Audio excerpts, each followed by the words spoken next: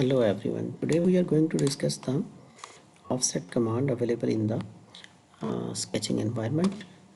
For this purpose, I'm going to draw a line and now select the offset entity command, and it already drawn here.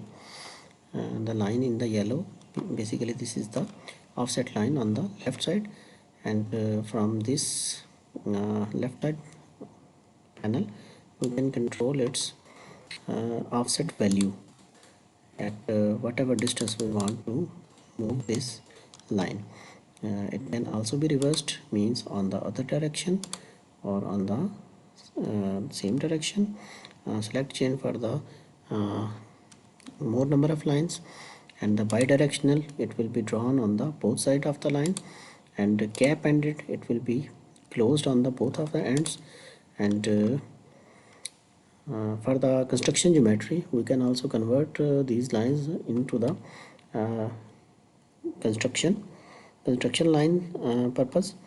For this base geometry, the original line will be converted into the base geometry, and if we want to convert the offset geometry, means the offset line, into the construction line, it will be converted into the construction line.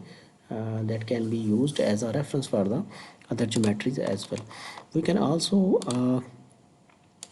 convert the rectangles with the offsets.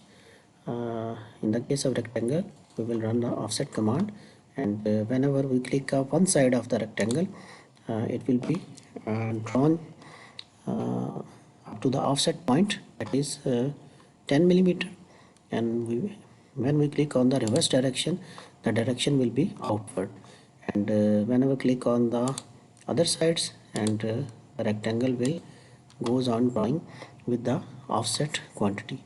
We can also control the amount of offset, whatever amount we want to make the rectangle, it will be offset from the original geometry. And also we can control the bidirectional ends, and also the base geometry, also the offset geometry. We can also convert into the construction lines as well.